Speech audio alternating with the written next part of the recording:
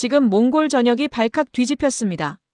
젊은이들이 한국을 향해 미친 듯이 달려가고 있거든요. 처음엔 그냥 노래와 드라마에 빠진 거라 생각했습니다.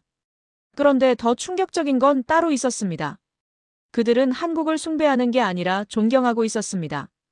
대체 한국이 몽골에 뭘 했길래 한나라 전체가 한국 편이 되어버린 걸까요? 오늘 그 놀라운 진실을 들려드리겠습니다.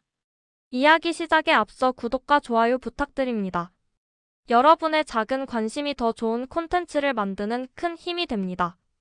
2025년 여름, 울란바토르의 밤은 유난히 뜨거웠습니다. 저는 그날 집 앞 계단에 주저앉아 있었죠. 손에는 찢어진 통장 사본이 들려 있었고 머릿속에는 방금 전 동생과 나눴던 고함이 메아리치고 있었습니다. 제 이름은 노미네르덴, 1999년에 태어나 26해를 몽골 땅에서 살아온 여자입니다. 울란바토르 북쪽 게르촌에서 자랐고 어린 시절부터 현실이라는 단어를 뼈저리게 배워온 사람이죠. 저는 몽상가가 아니었습니다. 꿈꾸는 것보다 계산하는 법을 먼저 익혔고 희망보다 확률을 믿는 쪽이었습니다. 그런 제가 그날 밤 난생 처음으로 가족이라는 울타리가 무너지는 소리를 들었습니다. 동생 아르위는 저보다 5살 어렸습니다. 2004년생, 21살의 그 아이는 저와 정반대였죠. 아르윈의 방벽에는 한국 드라마 주인공의 포스터가 빼곡히 붙어 있었고 책상 위에는 K-팝 그룹의 앨범이 탑처럼 쌓여 있었습니다. 저는 그걸 볼 때마다 속으로 한숨을 쉬었습니다. 저 정도면 병이라고 현실을 못 보는 거라고 그렇게 생각했죠. 한국이 뭐라고 노래 몇 곡 잘 만들고 드라마 몇 편 잘 찍었다고 저렇게까지 빠져드는 건지 도무지 이해가 안 됐습니다. 연예 산업 좀 잘 굴리는 나라, 저는 한국을 딱 그 정도로만 평가했습니다. 위대한 나라라는 생각은 단 한 번도 해본 적이 없었죠. 그날의 싸움은 돈 때문에 시작됐습니다. 아르윈이 서울에서 열리는 콘서트에 가겠다고 했습니다. 거기다 한국 연수 프로그램에도 지원하겠다고 했죠. 문제는 그 비용이었습니다. 아르윈은 집에 마지막 적금을 깨겠다고 했습니다. 부모님이 돌아가신 뒤 저와 아르윈이 어금니 깨물며 모은 그 돈을요. 저는 처음에 농담인 줄 알았습니다. 그런데 아르윈의 눈빛을 보는 순간 이게 진심이라는 걸 깨달았죠. 그 아이의 눈에는 광기에 가까운 확신이 담겨 있었습니다. 저는 소리를 질렀습니다. 미쳤냐고, 그게 얼마짜리 돈인지 아느냐고, 콘서트 한번 보겠다고 우리 미래를 날리겠다는 거냐고요. 아르윈은 물러서지 않았습니다. 오히려 벽에 붙은 포스터를 가리키며 말했죠. 언니는 몰라서 그래. 한국은 달라. 저 사람들은 그냥 연예인이 아니라고요. 저는 비웃었습니다. 노래랑 드라마 잘 만든다고 나라가 위대해지는 건 아니라고, 제정신 차리라고 차갑게 내뱉었습니다. 그 순간 아르윈의 얼굴이 굳어지는 게 보였습니다. 저도 물러서지 않았죠. 우리는 서로를 노려보며 한 발짝도 양보하지 않았습니다. 싸움은 1시간 넘게 이어졌습니다. 저는 현실을 말했고 아르윈은 꿈을 말했습니다. 저는 숫자를 들이댔고 아르윈은 감정을 들이댔죠. 결국 아무것도 해결되지 않은 채 우리는 각자의 방으로 들어갔습니다. 저는 침대에 누워 천장을 바라봤습니다. 분노가 서서히 식으면서 공허함이 밀려들었죠. 왜 저렇게까지 한국에 집착하는 걸까? 도대체 그 나라에 뭐가 저 아이를 저렇게 만든 걸까? 의문이 머릿속을 맴돌았습니다. 밤 11시쯤이었을 겁니다. 현관문이 열리는 소리가 들렸습니다. 저는 벌떡 일어나 거실로 뛰어나갔죠. 아르윈이 작은 가방 하나를 메고 신발을 신고 있었습니다. 어디 가느냐고 물었더니 아르윈은 대답하지 않았습니다. 그냥 문을 열고 나가버렸죠. 저는 그 자리에 얼어붙었습니다. 쫓아가야 하나 말아야 하나 판단이 서지 않았습니다. 결국 저는 아무것도 하지 못했습니다. 닫힌 문 앞에 서서 동생의 발자국 소리가 멀어지는 걸 들었을 뿐이죠. 나중에 알게 됐습니다. 아르윈이 간 곳이 한국문화행사자원봉사 접수처였다는 걸요. 콘서트 티켓 대신 그 아이가 선택한 건 한국과 조금이라도 더 가까워지는 길이었습니다. 저는 그때까지도 몰랐습니다. 그 선택이 단순한 덕질이 아니라 인생을 바꾸는 통로가 될 거라는 걸요. 아르윈에게 한국은 도피처가 아니었습니다. 그 아이는 무언가를 믿고 있었고 저는 그걸 이해하지 못했을 뿐이었죠. 그날 밤 이후로 저와 아르윈 사이에는 보이지 않는 벽이 생겼습니다. 같은 집에 살면서도 눈을 마주치지 않았고 필요한 말 외에는 대화를 나누지 않았습니다. 식탁에 마주 앉아도 침묵만 흘렀죠. 저는 속으로 생각했습니다. 시간이 지나면 철이 들겠지, 한국에 대한 열병도 식겠지, 그러면 다시 예전처럼 되겠지 하고요. 하지만 아르윈은 변하지 않았습니다. 오히려 더 깊이 빠져드는 것처럼 보였죠. 자원봉사를 하면서 만난 사람들, 배운 것들, 경험한 순간들을 아르윈은 소중히 간직했습니다. 저는 그걸 멀찍이서 지켜볼 수밖에 없었습니다. 콘서트 티켓 한 장 때문에 시작된 싸움이었습니다. 그런데 그 싸움은 단순히 돈 문제가 아니었죠. 가치관의 충돌이었고 세계관의 차이였습니다. 저는 한국을 그저 잘 포장된 상품을 파는 나라로 봤고 아르윈은 그 너머의 무언가를 보고 있었습니다. 누가 옳고 누가 틀린 건지 그때는 알 수 없었습니다. 분명한 건 우리 자매 사이에 금이 갔다는 것, 그리고 그 금을 메우려면 시간이 필요하다는 것뿐이었죠. 저는 창밖을 바라봤습니다. 울란바토르의 밤하늘에는 별이 거의 보이지 않았습니다. 도시의 불빛이 너무 밝았기 때문이죠. 문득 이런 생각이 들었습니다. 어쩌면 저도 무언가에 눈이 멀어서 진짜 중요한 걸 못 보고 있는 건 아닐까 하고요. 그 생각은 불편했지만 쉽게 떨쳐낼 수 없었습니다. 하지만 그건 나중 이야기입니다. 그날 밤에 저는 그저 화가 나 있었고 동생이 원망스러웠고 한국이라는 나라가 얄미웠을 뿐이죠. 그런데 운명은 참 묘합니다. 저를 가장 불편하게 만든 그 나라가 결국 저의 생각을 완전히 뒤집어 놓게 될 줄은 정말 몰랐으니까요. 아르윈이 집을 나간 뒤로 며칠이 흘렀습니다. 저는 일상으로 돌아가려 애썼죠. 낮에는 일을 하고 밤에는 집에 돌아와 혼자 밥을 먹었습니다. 동생 방 앞을 지나칠 때마다 마음이 무거웠지만 애써 외면했습니다. 저는 현실주의자였으니까요. 감정에 휘둘리지 않는 게 저의 방식이었습니다. 그런데 그 방식이 흔들리기 시작한 건 울란바토르 시내를 돌아다니면서부터였습니다. 일 때문에 시내 곳곳을 다녀야 했습니다. 거래처도 만나고 서류도 전달하고 이런저런 용무를 처리해야 했죠. 그러다 보니 자연스럽게 거리의 풍경이 눈에 들어왔습니다. 처음에는 별 생각 없이 지나쳤습니다. 그런데 어느 순간부터 이상한 점을 느끼기 시작했죠. 뭔가 달랐습니다. 예전에는 없던 것들이 거리를 채우고 있었습니다. 카페 앞을 지나가는데 스피커에서 익숙한 멜로디가 흘러나왔습니다. 한국 노래였죠. K-팝 특유의 비트와 멜로디, 한국어 가사가 울란바토르의 오후를 물들이고 있었습니다. 한 군데가 아니었습니다. 다른 카페를 지나도, 옷가게를 지나도, 심지어 작은 식당을 지나도 비슷한 음악이 흘렀죠. 저는 속으로 중얼거렸습니다. 요즘 유행인가 보다 그 정도로만 생각했습니다. 그런데 미용실 앞에서 발걸음을 멈추게 됐습니다. 유리창 너머로 미용사와 손님이 대화하는 게 보였죠. 귀를 기울이니 이상한 단어들이 들렸습니다. 몽골어에 섞인 한국어 헤어 용어들이었습니다. 레이어드, 볼륨, 에즈펌, 이런 단어들을 아무렇지 않게 쓰고 있었죠. 몽골 미용실에서 한국 미용 용어가 일상처럼 쓰이는 광경, 저는 그게 낯설었습니다. 불편하기도 했고요. 길을 걷다가 청소년 무리와 마주쳤습니다. 16살쯤 되어 보이는 아이들이 큰 소리로 떠들고 있었죠. 그런데 그 아이들의 말투가 묘했습니다. 몽골어인데 어딘가 한국식이었습니다. 한국 드라마나 예능에서 들어본 것 같은 유행어와 감탄사가 섞여 있었죠. 대박, 진짜, 헐, 이런 단어들이 몽골어 문장 사이사이에 자연스럽게 끼어들어 있었습니다. 저는 걸음을 늦추며 그 광경을 지켜봤습니다. 이게 뭐지? 이 아이들은 왜 저러는 거지? 의문이 꼬리를 물었습니다. 큰 거리로 나오니 전광판이 눈에 들어왔습니다. 거대한 화면에서 한국 드라마 장면이 반복 재생되고 있었죠. 주인공 남녀가 서로를 바라보는 장면, 그 위로 흐르는 OST 음악, 화면 아래에는 몽골어 자막이 깔려 있었습니다. 지나가는 사람들이 잠시 멈춰서 화면을 바라봤습니다. 어떤 이는 미소를 짓고 어떤 이는 휴대폰을 들어 사진을 찍었죠. 저는 그 광경을 보면서 묘한 기분이 들었습니다. 내 나라 수도의 중심가에서 한국 콘텐츠가 이렇게 당당하게 자리 잡고 있다는 게 솔직히 불편했습니다. 집에 돌아와서 인터넷을 뒤지기 시작했습니다. 궁금해진 겁니다. 이게 정말 유행인 건지 아니면 제가 그동안 모르고 있었던 건지 확인하고 싶었죠. 검색 결과는 충격적이었습니다. 몽골 내 한국어 학습자 수가 최근 몇 년 사이 급격히 늘었다는 기사가 떴습니다.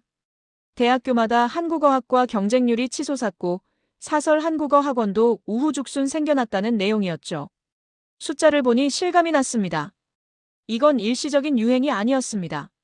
K-팝 커버댄스 대회 관련 기사도 찾았습니다. 참가팀 수가 해마다 기록을 경신하고 있었죠. 수백 개의 팀이 경쟁하고 수천 명의 관객이 몰린다는 내용이었습니다. 우승 상금보다 한국행 티켓이 더 매력적인 상품이라는 대목에서 저는 쓴웃음을 지었습니다. 한국에 가는 게 이 아이들에게는 꿈이구나. 그 생각이 머릿속을 스쳤죠. 한국 관광문의 폭발, 유학 상담 급증, 연수 프로그램 경쟁률 상승. 기사마다 비슷한 내용이 반복됐습니다. 저는 화면을 스크롤하면서 점점 복잡한 기분이 들었습니다. 이건 단순한 한류 열풍이 아니었습니다. 몽골 전체가 한국을 향해 고개를 돌리고 있었죠. 젊은 세대만이 아니었습니다. 30대, 40대, 심지어 50대 중에서도 한국어를 배우기 시작한 사람들이 있다는 기사를 보고 저는 입을 다물지 못했습니다. 저는 컴퓨터 앞에 앉아 혼잣말을 했습니다. 이건 유행이 아니라 집단적 집착이라고요. 왜 이렇게 많은 사람들이 한나라에 빠져드는 건지 이해할 수 없었습니다. 노래 몇 곡, 드라마 몇 편이 뭐라고 이 난리인 건지 저는 진심으로 의아했습니다. 하지만 마음 한켠이 불편했습니다. 이렇게 많은 사람이 틀렸을 리가 없다는 생각, 혹시 제가 뭔가를 놓치고 있는 건 아닐까 하는 의심이 스멀스멀 올라왔죠. 며칠 뒤 다시 시내를 돌아다녔습니다.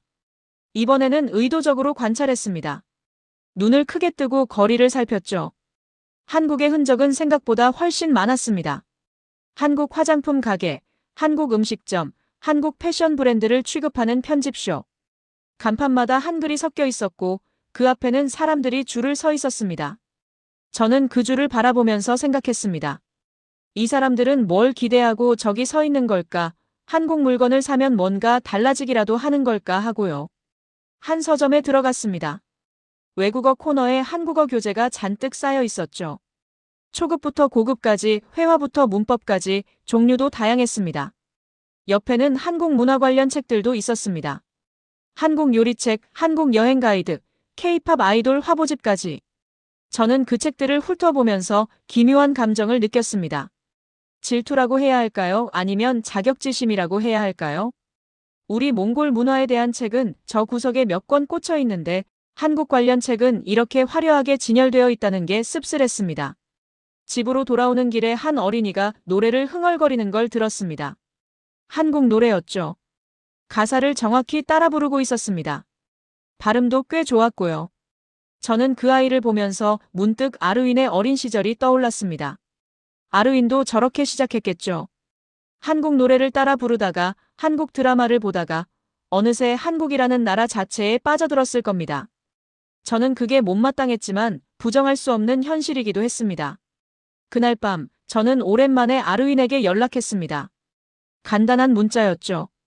어떻게 지내냐고, 밥은 먹었냐고, 그 정도였습니다. 아르윈의 답장은 짧았지만 따뜻했습니다. 잘 지내고 있다고, 재미있는 일이 많다고, 나중에 이야기해주겠다고요. 저는 그 문자를 보면서 복잡한 마음이 들었습니다. 동생은 자기 길을 가고 있고 저는 여전히 제자리에 서 있다는 느낌이었죠. 한국을 향한 몽골의 열풍 속에서 저만 뒤처지고 있는 것 같았습니다. 그런데 바로 그때 저는 아직 모르고 있었습니다. 곧 제 앞에 한국이라는 나라를 전혀 다른 시각으로 보여줄 사람이 나타나리라는 걸요. 아르윈이 자원봉사를 시작한 지 보름쯤 됐을 때였습니다. 저는 더 이상 못 참겠다 싶어서 직접 행사장을 찾아갔죠. 동생이 걱정됐다기보다는 솔직히 궁금했습니다. 도대체 그 현장이 어떻게 생겼길래 아르윈이 매일 밤늦게까지 돌아오지 않는 건지 제 눈으로 확인하고 싶었습니다. 울란바토르 중심가에 있는 대형 문화회관 앞에 도착했을 때 이미 해가 기울고 있었습니다.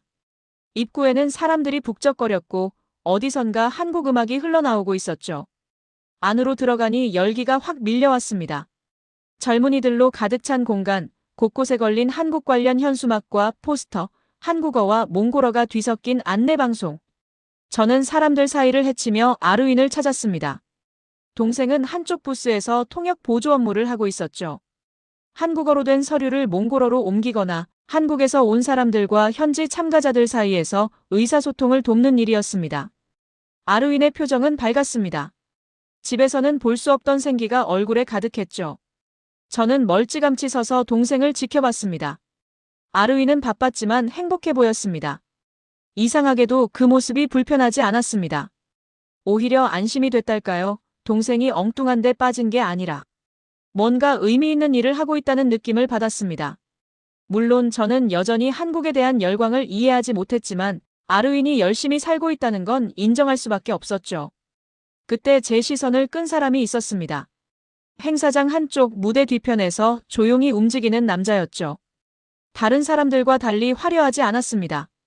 수수한 옷차림에 말수도 적어 보였고 무대 위에 서기보다는 뒤에서 일을 처리하는 타입 같았습니다. 저는 왠지 그 사람이 궁금해졌습니다.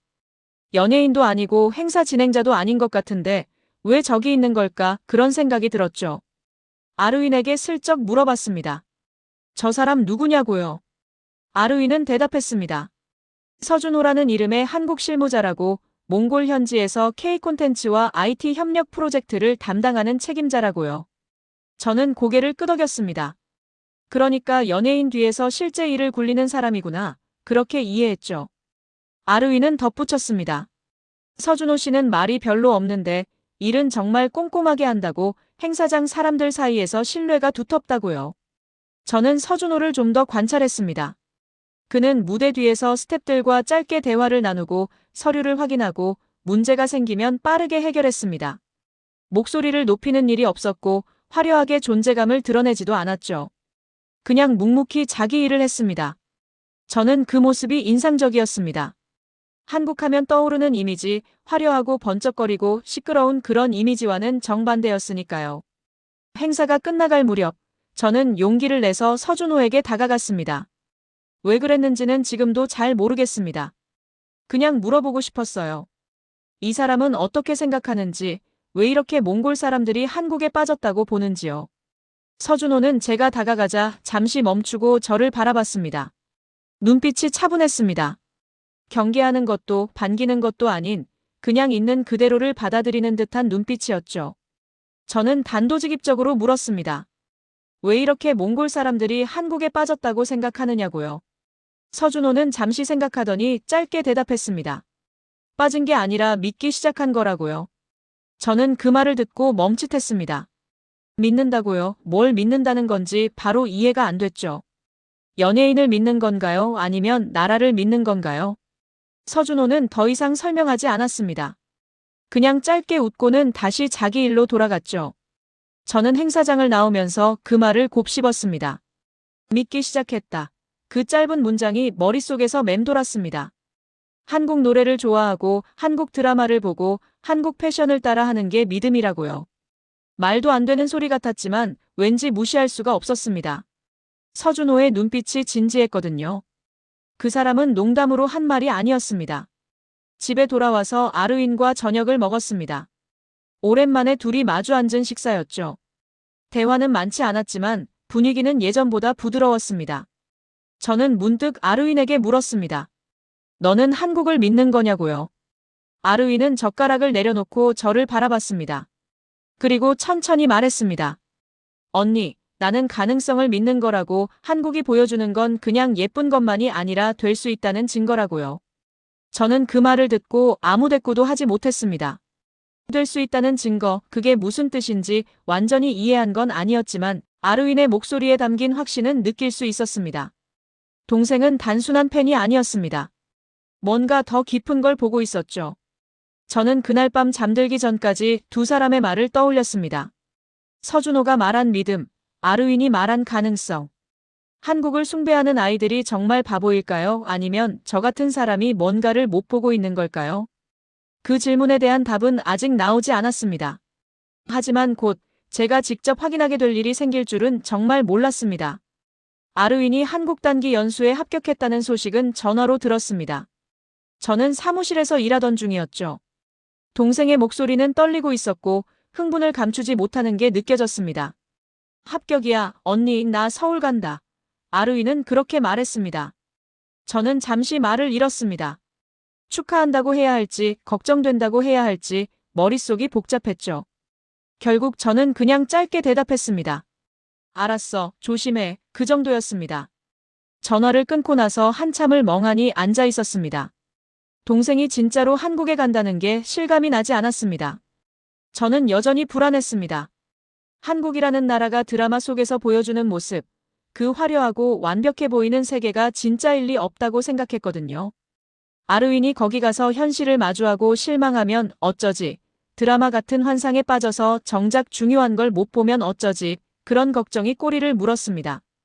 아르윈은 제 반대를 무릅쓰고 서울로 떠났습니다. 공항에서 배웅했을 때 동생의 눈은 기대로 반짝였죠. 저는 가슴이 답답했지만 내색하지 않았습니다. 잘 다녀와, 밥 거르지 마, 그런 뻔한 말만 건넸습니다. 아르윈은 웃으며 고개를 끄덕였고 출국장 안으로 사라졌습니다. 저는 그 뒷모습을 한참 동안 바라봤습니다. 동생이 작아지다가 완전히 보이지 않을 때까지요. 며칠 후 첫 번째 영상 통화가 왔습니다. 화면 속 아르윈은 제가 예상했던 것과 달랐습니다. 지쳐 보이거나 실망한 표정이 아니었죠. 오히려 눈이 더 빛나고 있었습니다. 아르윈은 숙소 창문을 보여줬습니다. 서울의 야경이 화면 가득 펼쳐졌죠. 새벽인데도 도시 곳곳에 불이 켜져 있었습니다. 언니, 여기는 밤에도 안 자는 것 같아. 아르윈은 그렇게 말했습니다. 저는 화면을 보면서 묘한 감정을 느꼈습니다. 저 불빛들 하나하나가 누군가의 노력이겠구나. 그런 생각이 스쳤죠. 아르윈은 연수 프로그램에 대해 설명했습니다. 외국인 연수생들을 관리하는 시스템이 정말 체계적이라고 일정부터 숙소까지 모든 게 계획대로 움직인다고 했습니다. 처음에는 좀 당황스러웠대요. 몽골에서는 경험해 본 적 없는 수준의 조직력이었으니까요. 하지만 금방 적응했다고 오히려 편하다고 했습니다. 저는 고개를 끄덕이며 들었습니다. 솔직히 놀랐습니다. 아르윈이 단순히 화려한 것에만 반한 게 아니라 구조적인 부분까지 보고 있다는 게요. 다음 영상 통화에서 아르윈은 더 구체적인 이야기를 들려줬습니다. 연수 현장에서 본 것들에 대해서요. 아르윈은 말했습니다. 언니, 여기는 다 계산돼 있어. 그냥 인기가 아니라고요.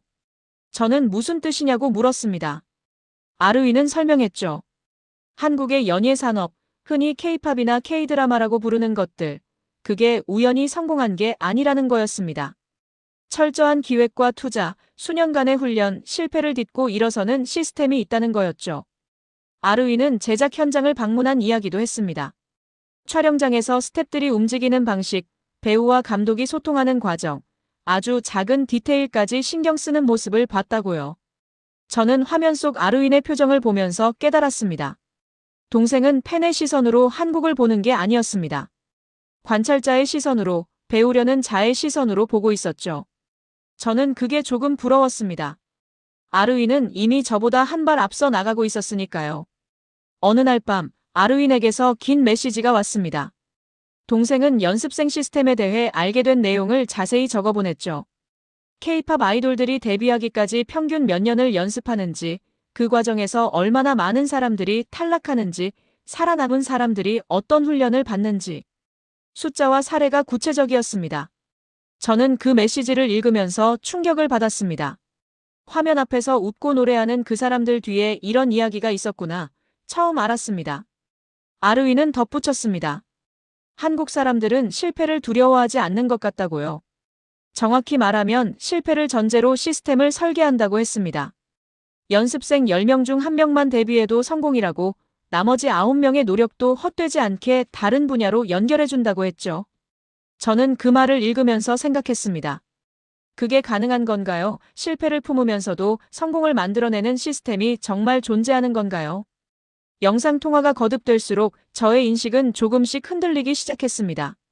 한국을 그저 연예 산업 잘하는 나라, 예쁜 것 잘 만드는 나라로 치부했던 제 생각이 너무 단순했던 건 아닌가, 그런 의문이 들었죠. 아르윈이 보내주는 사진과 영상 속 한국은 드라마에서 본 것과 달랐습니다.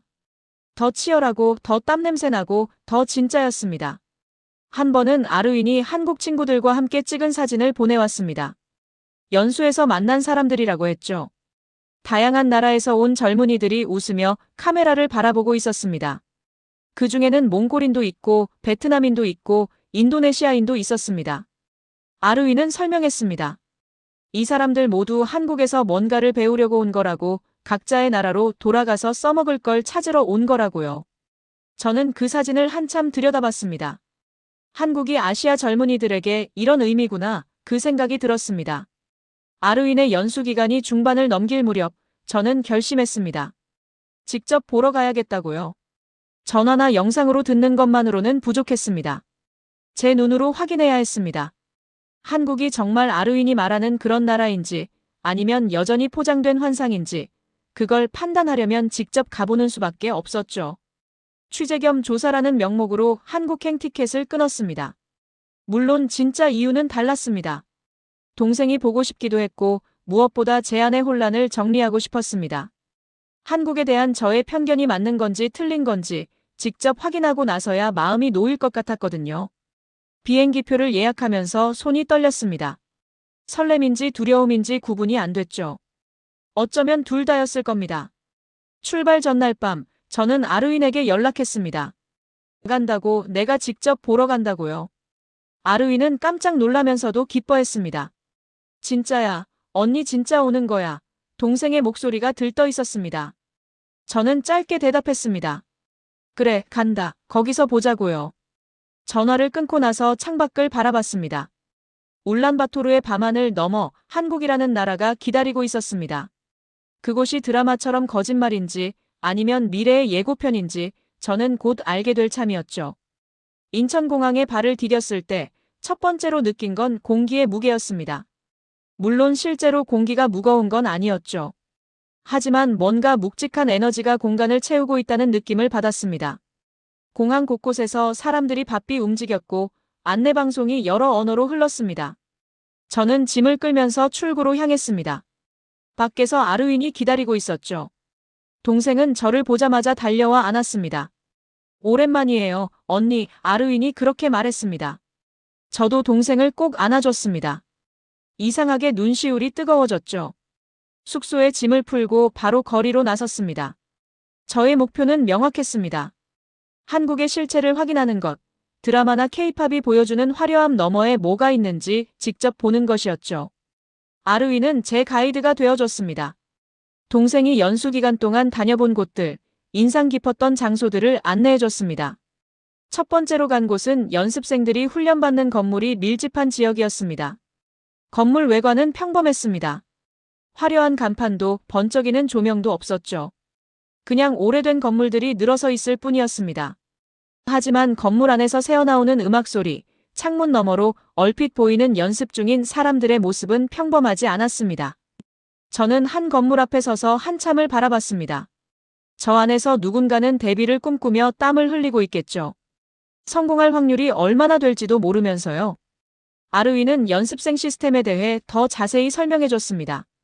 연습 기간이 3년에서 7년까지도 간다는 것, 하루에 10시간 넘게 춤과 노래를 연습한다는 것, 외모 관리부터 언어 교육까지 모든 게 커리큘럼으로 짜여 있다는 것. 저는 듣기만 해도 숨이 막혔습니다. 그렇게까지 해야 하는 건가요? 그냥 노래 좀 잘하고 춤 좀 잘 추면 되는 거 아닌가요? 아르윈은 웃으며 대답했습니다. 언니, 여기선 그 정도로는 부족해. 완벽해야 시작이라고요. 다음 날은 제작 현장을 방문했습니다. 아르윈의 인맥 덕분에 드라마 촬영장을 잠시 볼 수 있었죠. 세트장 안은 전쟁터 같았습니다. 스태프들이 쉴 새 없이 움직이고 감독은 모니터를 노려보며 지시를 내리고 배우들은 대기하면서 대본을 읽고 있었습니다. 저는 구석에 서서 그 풍경을 관찰했습니다. 화면에서 보는 드라마가 이렇게 만들어지는구나, 처음 느꼈습니다. 제가 가장 놀란 건 디테일에 대한 집착이었습니다. 소품 하나, 조명 각도 하나, 배우의 표정 하나까지 감독은 꼼꼼히 체크했습니다.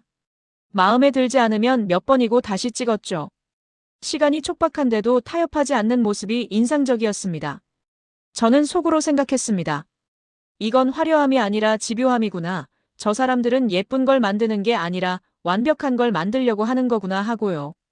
촬영장을 나오면서 아르윈이 물었습니다. 어땠어? 언니 생각하던 것과 달랐어요? 저는 솔직하게 대답했습니다. 달랐다고요. 이렇게 힘든 줄 몰랐다고. 드라마 한 편 만드는데 이 정도 노력이 들어가는 줄 상상도 못했다고요. 아르윈은 고개를 끄덕였습니다. 나도 처음엔 그랬어. 동생이 말했습니다.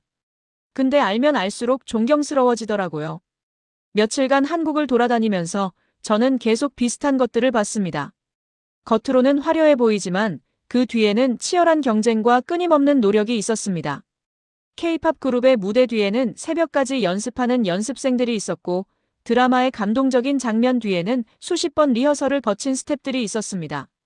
IT 기업을 방문했을 때도 마찬가지였습니다. 젊은 개발자들이 밤늦게까지 코딩하고 회의하고 문제를 해결하려고 애쓰는 모습을 봤죠. 특히 기억에 남는 건 한 중소기업 대표와의 대화였습니다. 우연히 소개를 받아 만나게 된 분이었는데 K 콘텐츠 관련 기술을 개발하는 회사를 운영하고 있었습니다. 그분은 말했습니다. 우리는 실패를 많이 해요. 그런데 실패할 때마다 데이터가 쌓입니다. 그 데이터가 다음 성공의 밑거름이 되죠. 저는 그 말을 듣고 생각에 잠겼습니다. 실패를 자원으로 바꾸는 시스템, 개인을 버리지 않고 경험을 누적시키는 방식, 그게 한국의 비결인 건가요? 어느 날 저녁 아르윈과 한강공원에 앉아 있었습니다. 해가 지고 있었고 강물 위로 주황빛이 번지고 있었죠. 저는 물끄러미 그 풍경을 바라봤습니다. 아름다웠습니다. 하지만 그 아름다움 너머에 있는 것들이 더 마음에 걸렸습니다. 저는 아르윈에게 말했습니다. 나 이제 좀 알 것 같아. 내가 왜 한국에 빠졌는지요. 아르윈은 미소를 지었습니다. 빠진 게 아니에요. 언니, 동생이 대답했습니다. 배우고 있는 거예요. 그 말이 가슴에 와닿았습니다. 아르윈은 한국을 우상화하는 게 아니었습니다. 한국에서 뭔가를 가져가려 하고 있었죠. 방법론을, 시스템을, 성공의 공식을요. 한국을 떠나기 전날 저는 혼자 거리를 걸었습니다. 명동, 홍대, 강남 여러 곳을 다녔죠. 사람들은 바빴고 거리는 활기찼습니다. 저는 그 속에서 한국이라는 나라의 본질을 느꼈습니다. K-드라마와 K-팝은 결과였습니다. 빙산의 일각이었죠. 그 아래에는 수십 년간 쌓아온 노력과 시스템, 실패를 두려워하지 않는 문화가 있었습니다. 저는 그제야 깨달았습니다. 한국을 연예산업 잘하는 나라로만 본 저의 시선이 얼마나 좁았는지를요. 공항으로 가는 차 안에서 아르윈이 물었습니다. 언니, 한국 어땠어요? 저는 잠시 생각하다가 대답했습니다. 무대 위에 한국은 예뻤어. 근데 무대 뒤에 한국은 대단했다고요. 아르윈은 웃었습니다. 언니도 이제 알겠네. 동생이 말했습니다. 나도 처음엔 무대 위만 봤거든요. 비행기가 이륙할 때 창밖으로 서울의 야경이 보였습니다. 수많은 불빛들이 반짝이고 있었죠. 저는 그 불빛들을 보면서 생각했습니다. 저 하나하나가 누군가의 밤샘이고 누군가의 노력이구나. 저렇게 쌓인 게 지금의 한국이구나 하고요. 비행기가 구름 속으로 들어가고 한국이 시야에서 사라졌을 때 저는 알았습니다. 이제 저의 시선은 완전히 달라졌다는 걸요. 울란바토르로 돌아온 첫날, 저는 집에 들어가지 않고 사무실로 향했습니다. 책상 위에 쌓인 서류들을 보면서도 머릿속은 한국에서의 경험으로 가득했죠. 창밖으로 보이는 몽골의 거리가 왠지 달라 보였습니다. 예전에는 그냥 익숙한 풍경이었는데 이제는 비교 대상이 생긴 것 같았습니다. 좋은 의미에서든 나쁜 의미에서든요. 컴퓨터를 켜고 자료를 찾기 시작했습니다. 한국 기업들이 몽골에서 한 일들, 양국 협력 프로젝트의 역사, 구체적인 숫자와 사례를요.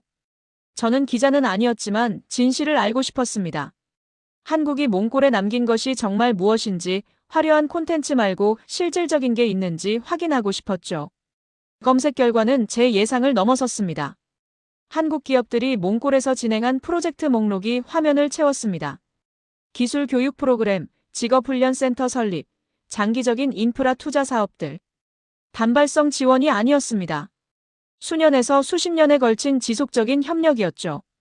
저는 스크롤을 내리면서 점점 놀라움이 커졌습니다.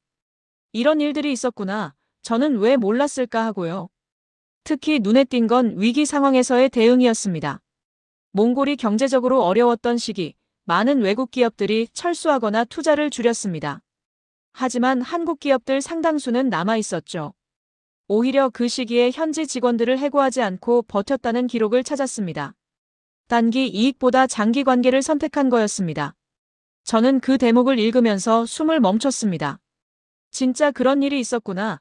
한국은 몽골을 그렇게 대했구나 싶었죠. 자료를 더 파고들수록 패턴이 보이기 시작했습니다. 한국은 몽골을 소비하지 않았습니다. 착취하거나 이용하거나 단기적 이익만 챙기고 떠나는 방식이 아니었죠. 항상 같이 가자는 자세였습니다. 기술을 전수하고 일자리를 만들고 현지 인력을 키워서 스스로 설 수 있게 돕는 구조였습니다. 저는 그 방식에 감탄했습니다. 이게 진짜 협력이구나. 이게 진짜 파트너십이구나 싶었죠. 며칠 동안 자료 조사에 몰두했습니다. 낮에는 사무실에서, 밤에는 집에서 컴퓨터 앞에 앉았죠. 한국과 몽골의 관계에 대해 알아갈수록 제 안에서 뭔가가 변하고 있었습니다. 한국에 대한 편견이 녹아내리고 그 자리에 새로운 감정이 자라나고 있었습니다. 그걸 뭐라고 불러야 할지 처음에는 몰랐습니다. 하지만 점점 명확해졌죠. 존경이었습니다. 어느 날 저녁 아르윈과 전화통화를 했습니다. 동생은 아직 한국에 있었고 연수 막바지를 보내고 있었죠. 저는 아르윈에게 말했습니다. 나 자료 찾아봤어. 한국이 몽골에서 한 일들요. 아르윈은 물었습니다.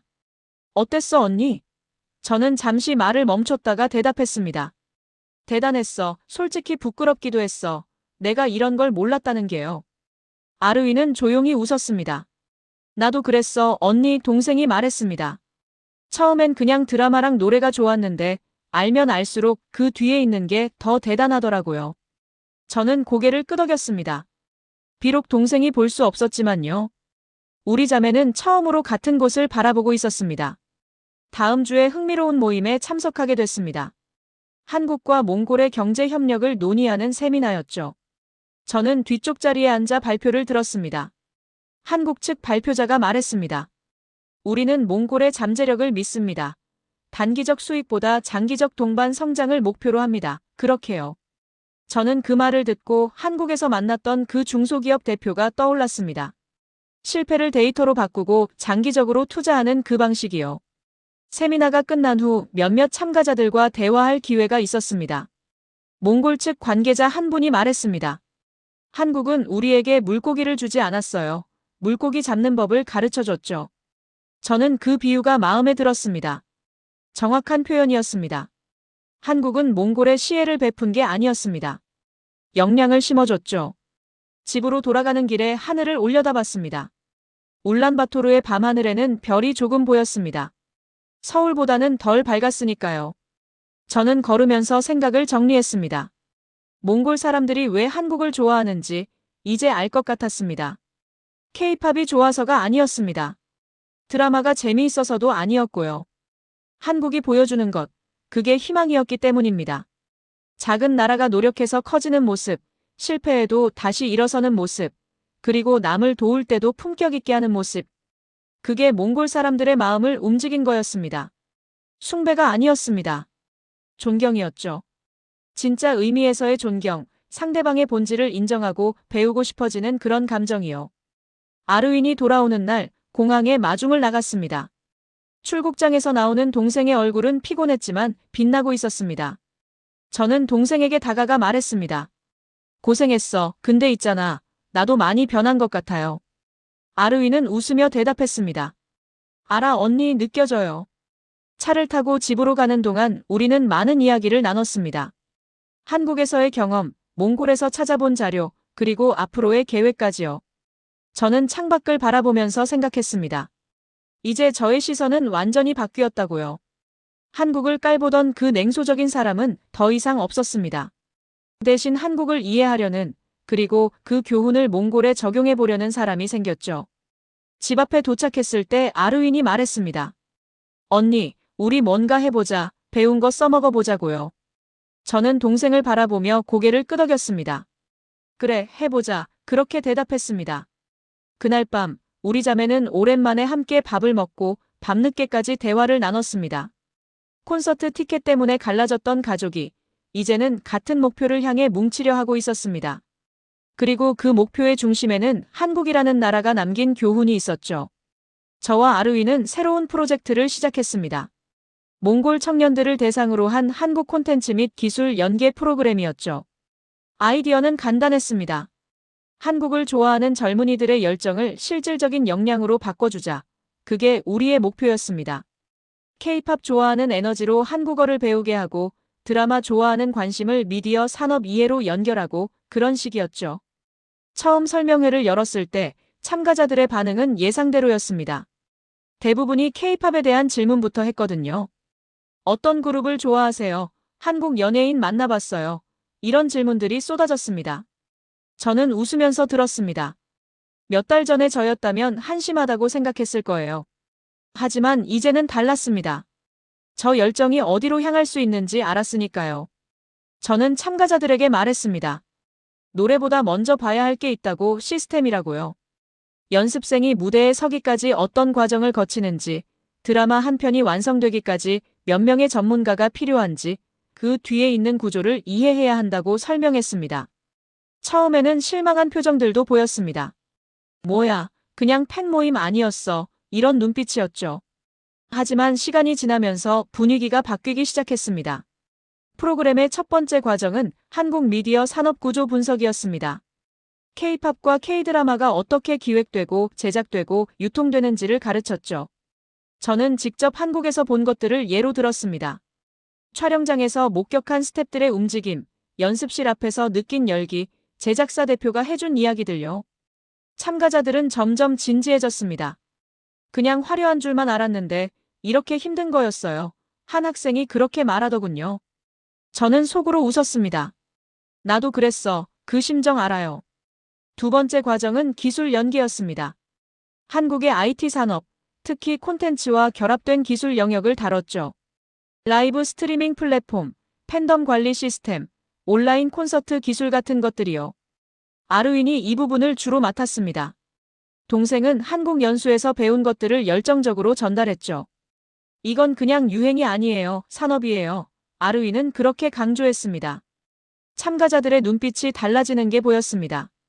세 번째 과정은 실습이었습니다. 참가자들이 직접 작은 프로젝트를 기획하고 실행하게 했죠. 한국 콘텐츠를 몽골에 소개하는 유튜브 채널 만들기, K-팝 커버 영상 제작의 기획부터 편집까지 한국어 학습의 프로토타입 설계 같은 것들이었습니다. 참가자들은 밤새 작업하기도 했습니다. 열정이 방향을 찾으니 엄청난 에너지가 나오더군요. 프로그램이 진행되면서 재미있는 변화가 일어났습니다. 처음에 단순한 팬이었던 참가자들이 분석가로 바뀌기 시작한 거죠. K-팝 뮤직비디오를 볼 때도 예전과 달라졌습니다. 이 장면 조명각도 봤어요. 편집 템포가 이렇게 빠른 이유가 있을 거예요. 이런 대화가 오가기 시작했습니다. 소비자에서 관찰자로, 관찰자에서 예비 생산자로 변해가는 과정이었습니다. 아르윈의 성장도 눈에 띄었습니다. 동생은 이제 단순한 팬이 아니었습니다. 통역과 기획을 함께하는 실무자가 됐죠. 프로그램 운영을 도우면서 아르윈은 자기 역량을 키워나갔습니다. 한국어 실력은 더 늘었고 조직 관리 능력도 생겼습니다. 저는 그런 동생을 보면서 뿌듯했습니다. 콘서트 티켓 때문에 싸웠던 그날이 까마득하게 느껴졌죠. 어느 날 참가자 한 명이 제게 다가와 물었습니다. 선생님은 왜 이 일을 시작하셨어요? 저는 잠시 생각했습니다. 솔직하게 대답하기로 했죠. 나도 한국을 싫어했어요. 무시했다는 게 맞겠네요. 근데 직접 보고 나서 생각이 바뀌었어요. 그래서 다른 사람들도 제대로 볼 수 있게 도와주고 싶었죠. 그 학생은 고개를 끄덕였습니다. 저도 그래요. 드라마만 좋아하던 때랑 지금이랑 완전히 달라졌어요. 그렇게 말하더군요. 프로그램 첫 기수가 끝났을 때 작은 수료식을 열었습니다. 참가자들이 자기 프로젝트 결과물을 발표하는 자리였죠. K-팝 안무 분석 영상을 만든 팀, 한국어 학습 콘텐츠를 제작한 팀, 한몽 청년 교류 플랫폼을 기획한 팀까지 다양한 결과물이 나왔습니다. 완성도는 아직 부족했지만 가능성은 충분했습니다. 저는 발표를 들으면서 감동받았습니다. 이 아이들이 몽골의 미래구나, 그런 생각이 들었죠. 수료식 후에 아르윈과 둘이 남아 정리하면서 대화를 나눴습니다. 동생이 말했습니다. 언니, 우리 진짜 뭔가 시작한 것 같아요. 저는 동의했습니다. 그래, 시작한 것 같아. 근데 이제부터가 진짜야요. 아르윈은 웃으며 고개를 끄덕였습니다. 알아요, 각오하고 있어요. 우리 자매는 서로를 바라보며 미소 지었습니다. 갈등으로 시작된 관계가 동반자 관계로 바뀌었습니다. 다음 기수 모집 공고를 냈을 때 지원자가 첫 기수의 3배로 늘었습니다.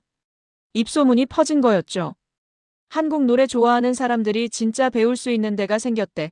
그런 소문이 돌았다고 합니다. 저는 그 숫자를 보면서 책임감을 느꼈습니다. 이 아이들의 열정을 제대로 방향 잡아줘야 한다고요. 프로그램을 운영하면서 저도 계속 배웠습니다. 참가자들에게 가르치려면 저도 공부해야 했거든요. 한국의 최신 트렌드, 기술 발전, 정책 변화 같은 것들을 꾸준히 따라가야 했습니다. 그 과정에서 한국에 대한 이해가 더 깊어졌죠. 피상적인 인상에서 구조적인 이해로, 감정적인 반응에서 분석적인 관점으로 변해갔습니다.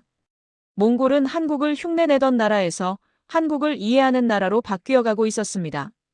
적어도 저와 제 주변 사람들은 그랬죠. K-팝 안무를 따라 추는 것에서 그치지 않고 그 안무가 어떻게 만들어지는지를 알려고 했습니다. 드라마 대사를 외우는 것에서 멈추지 않고 그 대본이 어떻게 써지는지를 배우려 했죠. 표면에서 본질로, 소비에서 생산으로 그 전환이 시작되고 있었습니다. 밤늦게 사무실에서 다음 프로그램을 기획하면서 저는 생각했습니다. 이게 진짜 한류의 힘인지도 모르겠다고요. 노래나 드라마 자체가 아니라 그것들이 불러일으키는 영감, 배우고 싶게 만드는 힘, 가능성을 믿게 하는 에너지. 그게 몽골 젊은이들을 움직이고 있었습니다. 그리고 저도 그 흐름의 일부가 됐죠. 프로그램이 자리를 잡아가면서 외부의 관심도 늘었습니다. 언론에서 취재 요청이 들어오기 시작했고 해외 미디어에서도 연락이 왔죠. 몽골 젊은 세대의 한류 열풍을 다루고 싶다는 거였습니다. 저는 처음에 망설였습니다. 저는 대중 앞에 나서는 타입이 아니었거든요. 하지만 아르윈이 설득했습니다. 언니가 겪은 변화를 말해줘요. 그게 가장 진짜니까요. 저는 결국 인터뷰에 응하기로 했습니다. 인터뷰 당일 외국 기자가 첫 질문을 던졌습니다. 몽골 젊은 세대는 왜 이렇게 한국을 우러러봅니까? 저는 예상했던 질문이었지만 막상 대답하려니 말이 쉽게 나오지 않았습니다. 머릿속에서 지난 몇 달간의 경험이 스쳐 지나갔죠. 동생과의 싸움, 울란바토르 거리에서 본 한류의 흔적들, 한국에서 목격한 무대 뒤의 세계, 그리고 프로그램을 통해 만난 젊은이들의 변화까지요. 저는 천천히 대답하기 시작했습니다. 처음엔 드라마였어요. 그 다음은 음악이었고요. 하지만 지금은 방식입니다. 기자는 고개를 갸우뚱했습니다. 방식이라고요? 무슨 뜻이죠? 저는 설명을 이어갔습니다. 한국은 우리에게 잘 살 수 있다는 그림을 보여줬어요. 그런데 거기서 끝나지 않았죠. 그걸 현실로 만드는 법까지 보여줬어요. 그래서 몽골은 한국을 그냥 좋아하는 게 아니라 존경하게 된 겁니다. 기자는 열심히 받아 적었습니다. 추가 질문이 이어졌죠. 구체적으로 어떤 점에서 그런 건가요? 저는 예를 들어 설명했습니다. 연습생 시스템을 보면요. 수년간 훈련을 거쳐야 데뷔할 수 있어요. 그 과정에서 실패하는 사람이 훨씬 많죠. 하지만 그 실패조차 시스템 안에서 관리돼요. 다른 분야로 연결되거나 경험으로 축적되거나요. 드라마 제작도 마찬가지예요. 디테일에 대한 집착, 완벽을 향한 노력. 그게 화면에 다 담기는 거죠. 기자가 물었습니다. 그런 시스템이 몽골에도 적용될 수 있다고 보시나요? 저는 고개를 끄덕였습니다. 물론이요. 아니, 이미 시작됐어요. 우리 프로그램 참가자들이 그 증거죠. K-팝 좋아하던 아이들이 미디어 산업 구조를 분석하고 자기 프로젝트를 기획하고 있어요. 소비자에서 생산자로 변하고 있는 거예요. 인터뷰가 끝나고 기자가 감사 인사를 건넸습니다. 흥미로운 시각이었다고 기사에 잘 반영하겠다고요. 저는 고개를 숙여 인사했습니다. 기자가 떠난 후 아르윈이 다가왔습니다. 잘했어, 언니, 동생이 말했습니다. 저는 웃으며 대답했습니다. 떨렸어. 근데 해야 할 말은 한 것 같아요. 그날 저녁 울란바토르 거리를 걸었습니다. 여전히 곳곳에서 한국 노래가 흘렀고 한국어 간판이 눈에 들어왔습니다. 하지만 그 풍경이 예전처럼 불편하지 않았습니다. 오히려 희망적으로 느껴졌죠. 저 아이들 중에 누군가는 한국어를 제대로 배워서 통역사가 될 거야. 누군가는 K-팝 커버하다가 진짜 가수의 꿈을 키울 거야. 누군가는 드라마 보다가 영화 감독을 꿈꾸게 될 거야. 그런 생각이 들었습니다. 프로그램 참가자 중에 한 친구가 떠올랐습니다. 처음 왔을 때 그냥 K-팝 덕후였던 학생이었죠. 아이돌 사진을 휴대폰 배경화면으로 쓰고 팬카페 활동에 열심이었습니다. 그런데 프로그램을 거치면서 달라졌어요. 한국 엔터테인먼트 산업 분석 보고서를 쓰더니 결국 관련 분야 취업을 목표로 준비하기 시작했죠. 그 친구가 한 말이 기억납니다. 선생님, 저 그냥 팬으로 끝나기 싫어요. 저도 뭔가 만드는 사람이 되고 싶어요. 그 말을 들었을 때 저는 알았습니다. 우리가 하는 일이 의미 있다는 걸요. 밤이 깊어지면서 거리가 조용해졌습니다. 저는 벤치에 앉아 하늘을 올려다봤습니다. 별이 보였습니다. 서울에서는 보기 힘들었던 별들이요. 저는 생각했습니다. 몽골과 한국은 많이 다르다고요. 환경도 역사도 규모도 다르죠. 하지만 가능성은 어디에나 있습니다. 중요한 건 그걸 믿고 노력하는 거죠. 한국은 그걸 보여줬고 몽골은 그걸 배우고 있었습니다. 집으로 돌아오니 아르윈이 컴퓨터 앞에 앉아 있었습니다. 다음 기수 커리큘럼을 짜고 있더군요. 저는 동생 옆에 앉았습니다. 뭐 해? 물었죠. 아르윈이 대답했습니다. 이번엔 실습 비중을 더 늘리려고요. 직접 해봐야 제대로 배우니까요. 저는 고개를 끄덕였습니다. 좋은 생각이야. 도울 일 있으면 말해요. 우리 자매는 나란히 앉아 한참을 일했습니다. 예전에는 상상도 못했던 장면이었죠. 콘서트 티켓 때문에 갈라졌던 우리가 이제는 같은 목표를 향해 함께 달리고 있었습니다. 저는 가끔 그 아이러니가 웃기기도 했습니다. 한국을 가장 싫어했던 사람이 이제는 한국을 이해시키는 일을 하고 있으니까요. 새벽이 가까워질 때 아르윈이 말했습니다. 언니, 우리 잘하고 있는 것 같아요? 저는 동생을 바라봤습니다.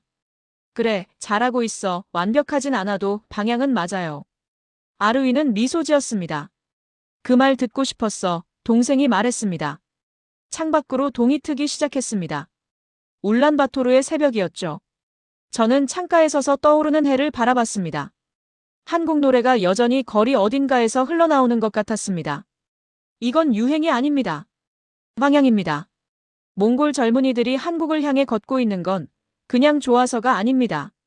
거기에 배울 게 있다고 믿기 때문이죠. 저도 그렇게 믿게 됐고 이제는 그 믿음을 나누는 사람이 됐습니다.